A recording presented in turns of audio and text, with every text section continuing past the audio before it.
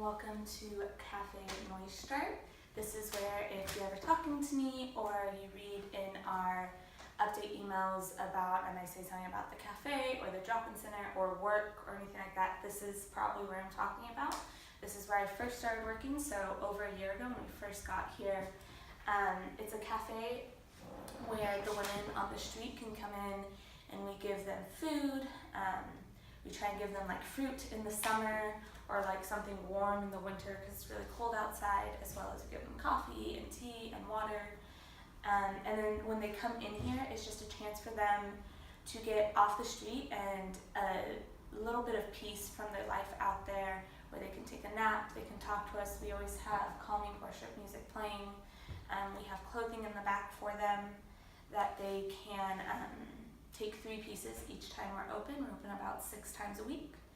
I'm actually in charge of the clothing, so whenever we get big clothing donations, I go into the back room and I sort through it and I put it into the trunks and stuff, and it's really fun because Johnny comes in here and does a lot of our little repair projects that we have in here because we have lots of those.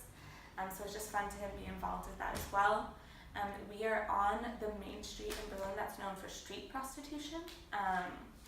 In most of the world, what creates a red light district is the fact that if prostitution is legal, it's only legal in a certain part of a city, creating a red light district. But prostitution is legal in all of Berlin.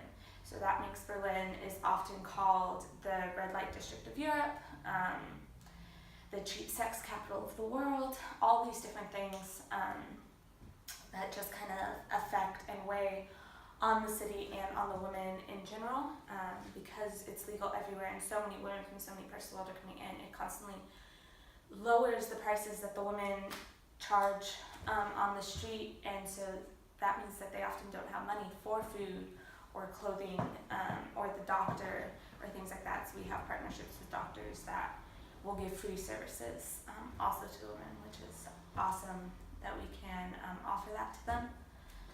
As well as they can register here and get their mail sent here, because a lot of them just can't afford a permanent home, because they're also sending most of their paycheck, or at least the money that they're able to get from their pimp, back to families that they're supporting back in their home countries. Also in this cafe, once a week on Wednesdays, Johnny and I come together with another organization called Alabaster Jar, and we go out onto the streets late at night and talk to women who are out there. The women who are out at night are usually more controlled and watched over by their pimps, which means that they usually aren't allowed to actually come into Neustadt. And so we go out to them and take them coffee and chocolate. We take them little booklets with information, our info for doctors and counseling, asking them, making sure everything's okay. All these things. We also take them condoms, because as of July last year, a new law came out in Germany requiring condom usage for every sexual act, and if the woman is caught without condoms, they get fined, and not their pimps. And so we're just trying to do everything we can to help these women have the money to eventually be able to have the ability to get out, and any amount of money they're able to keep for themselves does that. And so I go around and I talk to women, and Johnny follows behind with another group of people, praying over the women, over the street, over our conversations with them, over chances for us to see an opportunity to offer them a way out, but also just against the stronghold of spiritual forces in this area, because it's really heavy. There's also another organization that Johnny and I work with in the city, but there's a little more security around it. So if you want to hear more about it, you guys can ask us personally about it. And so yeah, if you have any more questions, please feel free to ask us. We love sharing about what we do in the city. And now Johnny's just going to give you a quick tour of the cafe and the different areas of it. And so this is where we prepare the food. Here, so we just make sandwiches and stuff like that. These are the 2 different sitting areas we have for the women. We have music up here, we have a prayer box. There, this is info they need to register, because they're now required to register themselves as sex workers. As of July, that came out with the condom law, was the registration law, and it's still a lot of work for us to get the women registered. Up here is where the women can sleep. If we don't have very many women, they can sleep downstairs too, but we try and keep it just up here so that we have more room. These are the two clothing trunks where I put all the different clothing. Back here is the office where if a woman needs extra counseling or help, we take them back here and are able to talk to them. We do have a social worker, but if she's not here, we just try to help them as much as we can. And then back here are the bathrooms and our emergency exit. And that is Cafe Neustart. Okay, hey guys. So we are now just down the street actually from Neustart, where we just were. This is our church. This is Lucas Gemeinde. A little facts about it. It was founded in 1907. It still is an evangelical church. When the wall was built, it was actually split in between, the members were split between east and west. So there were actually members that on Sunday morning were unable to come to church because of the wall. They're really, really good at and into church planting.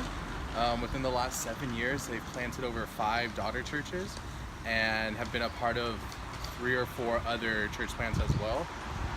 They have 2 services. They do have English translation, but Rachel and I don't use that because our German is so good. And yeah, so the way we are involved here is, so we attend service, and also we are a part of their cafe ministry. So on Sunday mornings after each service, they have like a coffee bar. And so we're involved in that, just making coffee for the people at this church. Also too,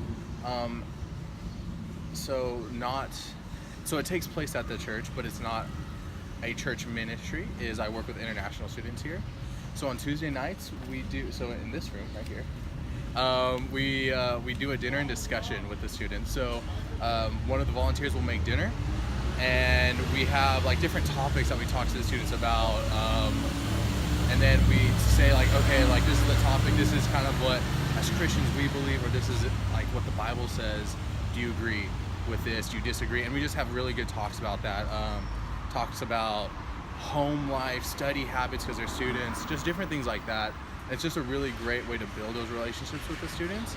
But then on Friday nights, we have like a Friday fun event for the students. So one week we did an escape room, we do board game nights, we do movie nights, and that's more of the time just to get to know the students, get to just hang out with them on a more relaxed level. It's been great actually. Last week we had like we partnered with another organization and we had a dance around the world night, and that was actually really fun. Really good time just hanging out with students.